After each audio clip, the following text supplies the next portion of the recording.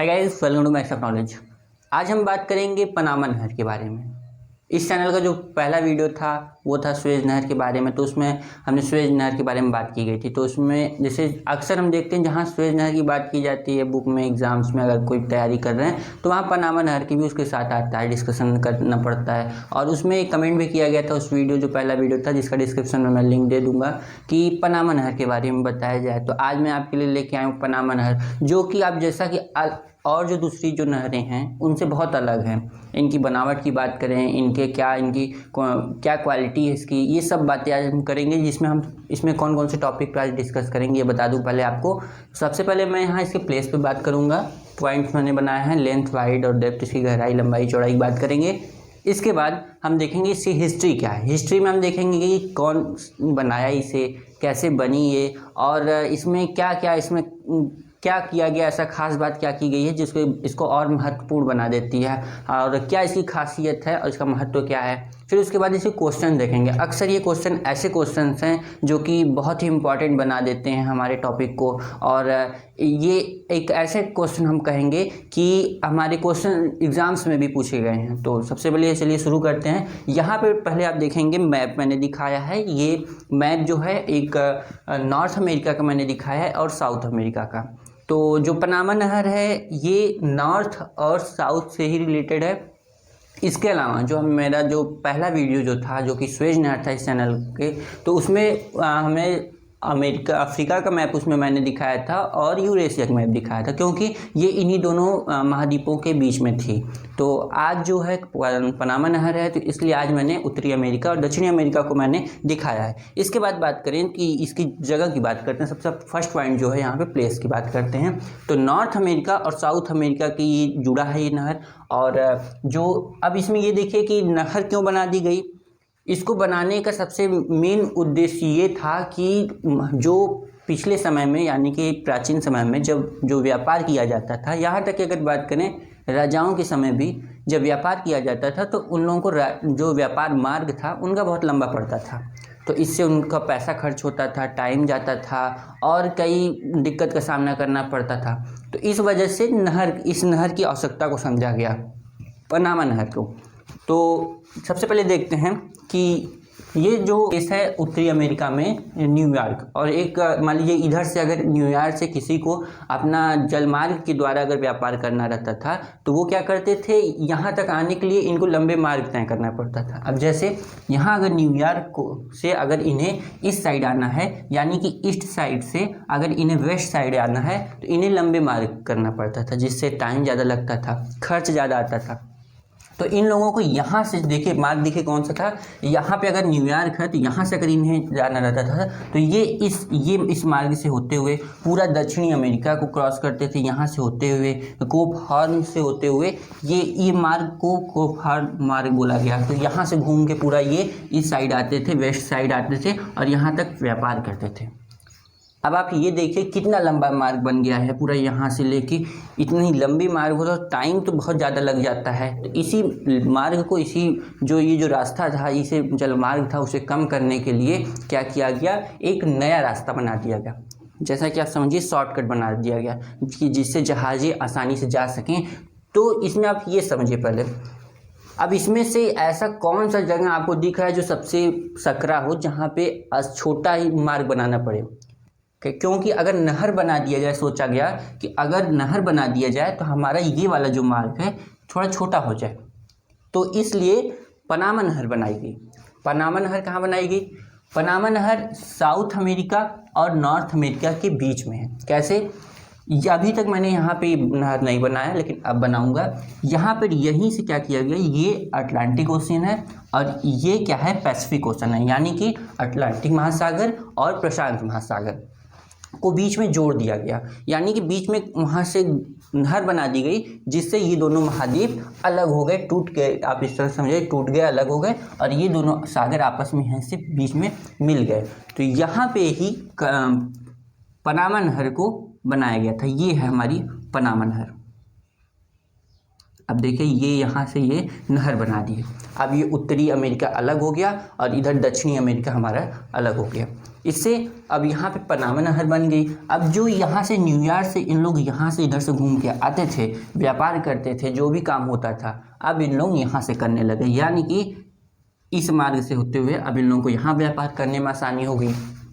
इस एरिया में पहले क्या था, ये वाला एरिया था, अब यहाँ से ये डायरेक्ट यहाँ पहुँच जाते हैं, जिससे अब इनको ज़्यादा लंबाई नहीं पड़ती है। इसकी जो मार्ग था उसकी लंबाई ज़्यादा नहीं पड़ती है, समय भी बचता है, खर्च भी कम होता है। तो इस वजह से ये इसलिए पनामा नहर बनाई गई। तो पनामा नहर आप जैसा देख लिए कि यहाँ पे पनामा नहर बनाई गई है। अब इससे 2 पॉइंट हो गए, जैसे कि ये 2 महासागरों को जोड़ती है, जैसे अटलांटिक महासागर और प्रशांत महासागर। इधर हमारा प्रशांत महासागर है, ये पूरा एरिया प्रशांत महासागर का है, इधर अटलांटिक महासागर का ये एरिया है। फिर ये 2 महाद्वीपों को अलग करती है, ये एक नॉर्थ अमेरिका, एक साउथ अमेरिका। कौन? पनामा नहर। जैसा कि हम सुएज नहर में देखे थे, ये अफ्रीका और यूरेशिया को अलग करती है और 2 सागरों को वो भी जोड़ती थी। इसी तरह ये भी 2 सागरों को जोड़ती है, बाद में बनाया गया। ये मानव निर्मित नहर है, मानव के द्वारा बाद में बनाया गया है इसे। तो ये अब ये देख लिया हमने, इसका प्लेस के बारे में देख लिया कि इसकी कहाँ पर ये है इस समय। अब इसके बाद हम बात करते हैं इसके लेंथ, वाइड ये कितनी है, और इसके डेप्थ की बात करेंगे। तो लेंथ जो है ये मानव निर्मित है और इसे बनाया गया, इसकी लंबाई की बात करें तो लगभग 82 किलोमीटर इसकी लंबाई है। और चौड़ाई की बात करें तो लंबाई की बात करें तो ये 82 किलोमीटर है। अब चौड़ाई की बात करें तो 90 मीटर है। और इसकी गहराई की बात करें तो 12 मीटर इसकी गहराई है। तो इसकी लेंथ जो है ये 82 किलोमीटर है और इसकी चौड़ाई की बात करें तो 90 मीटर है और गहराई जो है इसकी 12 मीटर है। अच्छा, ये तो हो गई कि इसकी लंबाई, चौड़ाई, गहराई की बात हो गई, लेकिन इसमें जगह बीच बीच में इसमें विस्तार किया गया, यानी कि इसकी लंबाई, इसकी चौड़ाई, गहराई में चेंजिंग लाई गई। क्यों? क्योंकि पहले के समय में इतनी बड़ी जहाज़ें नहीं थी, इतने बड़े जो जलपोत थे वो इतने बड़े बड़े नहीं थे, लेकिन बाद में टेक्नोलॉजी बढ़ी तो उनकी भी साइज़ बढ़ गई, तो जिसके वजह से इन लोगों को यहाँ पे जाने में दिक्कत होती थी। तो इस वजह से इसकी साइज़ बढ़ाएगी। जैसा कि हमने सुएज नहर में भी देखा था, उसकी भी साइज़ जो थी बाद में चेंजिंग किया गया, इसी तरह इसमें भी इसमें चेंजिंग लाया गया, इसकी साइज़, लंबाई, चौड़ाई, ये ऊंचाई में। फिर अब देखते हैं इसकी हिस्ट्री, देखते हैं जो कि मोस्ट इंपॉर्टेंट है। हिस्ट्री की बात करते हैं। प्लेस की बात मैंने कर लिया, लेंथ, वाइड, डेप्थ, इसकी चौड़ाई, गहराई, लंबाई की बात कर लिए पनामा नहर की। तो अब इसकी हिस्ट्री की बात करते हैं। हिस्ट्री जो कि बहुत इंपॉर्टेंट है, आपको ज़्यादातर यहीं से जो क्वेश्चन आता है हिस्ट्री से आता है, और इसके अलावा तो प्लेस से आता ही है कि कहाँ पे है, लंबाई, चौड़ाई, ये तो याद करने वाली चीज़ है। लेकिन मेन जो बातें हैं जो कि आपको बहुत इंटरेस्टिंग लगेगी, बहुत ख़ास बना देता है इस टॉपिक को, वो है इसकी हिस्ट्री। इसकी हिस्ट्री जो है, ये बात अगर किया जाए, हिस्ट्री हम क्या बात करेंगे इसमें कि कब बनी, कब शुरू हुई और किसने बनाया, किसी एक ने इसे नहीं बनाया। तो सबसे पहले जब ये देखा गया कि इन लोगों को अमेरिका में न्यूयॉर्क के देश हो गया और बाकी जो सब देश थे, इन लोगों को व्यापार करने में दिक्कत होती थी, बहुत लंबी मार्ग तय करना पड़ता था व्यापार के लिए, तो खर्च होता था। तो कई राजाओं ने कोशिश किया, यानी कि पहले के समय राजा लोग थे तो उन लोगों को आने जाने में बहुत दिक्कत होती थी, उन लोगों का व्यापार बहुत कठिनाई से होता था। पूरा ये एरिया घूम के जाते थे, साउथ अमेरिका क्रॉस करके जाते थे कोप हॉर्न से होते हुए, तो इन लोगों का समय लगता था, वही सब मैटर आता था, सामने आता था, प्रॉब्लम आती थी। तो कई बार ट्राई किया गया, कई देशों ने ट्राई किया कि इसे किसी तरह से यहाँ पे ये मार्ग बना दिया जाए, जिससे कि आने जाने में आसानी हो जाए। देखने में तो ये लग रहा है कि बाकी जगहों से ये मार्ग बहुत छोटा होगा, लेकिन हुआ क्या, यहाँ बहुत प्रॉब्लम आती थी। कैसे कि यहाँ पे मच्छर बहुत थे, तो मच्छर होने की वजह से बीमारियाँ बहुत फैल जाती थी, और किसी मौसम की प्रॉब्लम की वजह से, मौसम की वजह से दुर्घटना हो जाती थी। लगभग हज़ारों लोगों की यहाँ मौत हो गई। तो हर बार सब देशों ने हार मान लिया। उसके बाद क्या हुआ कि फ्रांस आया। फ्रांस ने क्या किया, फ्रांस ने कोशिश की, फ्रांस ने इसमें यहाँ पर ये नहर बनाने की कोशिश की, बनाना स्टार्ट कर दिया, प्रारंभ कर दिया। 1881 में फ्रांस ने यहाँ पे स्टार्ट कर दिया था काम। 1881 में फ्रांस ने यहाँ पे काम करना शुरू कर दिया था। यहाँ पे सबसे यहाँ पे जो जिसके नेतृत्व में काम किया जा रहा था, वो स्वेज नहर का भी वही नेतृत्व किया था। उसी ने जब स्वेज नहर का निर्माण किया जा रहा था तब पर भी वही था और यहाँ पर भी वही थे। तो आपको कमेंट बॉक्स में बताना है कि किसके नेतृत्व में ये काम हुआ था। तो चलिए सबसे पहले यहाँ देखते हैं पनामा नहर जब बनाई जा रही थी तो फ्रांस ने बनाया रहा था। तो फ्रांस 1881 में स्टार्टिंग कर दिया था, लेकिन ये सक्सेस नहीं हुआ। क्या हुआ? क्योंकि फिर यही प्रॉब्लम आ गई कि वहाँ पे लोग मरने लगे, दुर्घटना होने लगी और मौसम प्रॉब्लम थी। मच्छर इतने ज़्यादा थे कि बीमारी फैल जा रही थी, जिससे 20,000 से ज़्यादा लोगों की मौत हो गई थी। इसके चलते वहाँ का जिसके नेतृत्व में काम होता उसका बेटा था, तो वो जेल भी उसे जाना पड़ा, मुआवजा भी देना पड़ा। तो ये दूसरी टॉपिक हो जाएगी, इसलिए मैं वहाँ नहीं जाना चाहता और उससे ज़्यादा क्वेश्चन भी नहीं आते हैं। मेन जो ये है वही है। तो यहाँ पे क्या किया गया? फ्रांस मैंने पहले ट्राई किया, वो फेल हो गया। लेकिन बाद में क्या किया गया? अमेरिका ने ट्राई किया। अमेरिका ने कहा कि हम ये बनाएंगे और इस काम को पूरा करेंगे, पनामा नहर को बनाने का। तो 1904 में फिर अमेरिका यहाँ पर आ जाता है, मैदान में उतर जाता है और 1904 में अमेरिका बनाना शुरू करता है। 1904 से ये बनाना शुरू करता है और ये सक्सेस हो जाता है। ये पहले वहाँ पे अध्ययन करता है कि कैसी स्थिति है, क्या कंडीशन है, क्या प्रॉब्लम आ रही है। ये सब प्रॉब्लम के लिए सॉल्यूशन ला के तब वहाँ पे भी इन्होंने काम करना शुरू किया। तो 1914 में ये हो गया, कंप्लीट हो गया। 14 अगस्त 1914 को ये काम कंप्लीट हो गया था और 15 अगस्त से यहाँ पर आना जाना शुरू कर दिया गया था पनामा नहर से। तो ये थी पनामा नहर का हिस्ट्री, जिसमें कि पहले फ्रांस ने ट्राई किया 1881 में, फिर अमेरिका आया। अमेरिका ने 1904 में अमेरिका ने कोशिश किया बनाने का इसे, फिर उसके बाद 1914 में कंप्लीट हो गया। अभी 2014 में इसकी 100वीं वर्षगांठ बनाया गया है, बरसी मनाई गई है पनामा कैनल की। तो इस तरह से पनामा कैनल देखा गया कि व्यापार के लिए और बहुत ही फेमस होने लगी। यानी कि पहले जहाँ पे एक साल में जहाँ पर 100 जहाज़ें गुजरती थी इस मार्ग से, एक साल में पर 1 ईयर की बात करें तो, और अब एक दिन में लगभग 45 जहाज़ें इस मार्ग से गुजरती हैं। तो फिर इस तरह से आप इसी से कल्पना कर सकते हैं कि कितनी फेमस हो गई है ये नहर। और इसे लगभग 8 से 10 घंटे इसे लगते हैं क्रॉस करने में इस नहर को। जहाँ पे सोचिए कि इसे क्रॉस करने में 8 घंटे लग जाते हैं, तो ये वाला मार्ग कितना समय लगता होगा। जब ये मार्ग बन गया लगभग 15,000 किलोमीटर का अंतर आ गया। यानी कि 15,000 इतना इस समय जितना किलोमीटर इन लोग दूरी तय करते हैं, 15,000 और दूरी तय करना पड़ता था इस मार्ग से जाने के लिए। तो यही था हिस्ट्री इसकी पनामा नहर की। अब इसके बाद एक चीज़ और है जो कि इससे क्वेश्चन ज़रूर पूछता है। यहाँ पे क्या हुआ था? जो सागर, 2 सागरों को जोड़ती हैं, एक अटलांटिक महासागर, एक प्रशांत महासागर। तो जो ये पनामा नहर बनाई गई, इसकी ये 26 मीटर क्या थी ऊंची का अंतर था ऊंचाई में इनकी। तो कुछ इस तरह से थी, जैसे ये नहर है तो और ये सागर है, तो यहाँ पर ये इसकी ऊंचाई में कुछ अंतर थी। तो जब जहाज़ें आती थी तो जहाज़ों को ऊपर आने जाने में, इस मार्ग से आने जाने में दिक्कत होती थी। तो इसलिए एक टेक्नोलॉजी लाई गई और साइंटिस्टों ने, इंजीनियर लोगों ने यहाँ पर अपना दिमाग लगाया और क्या किया, यहाँ पर लॉक बना दिया।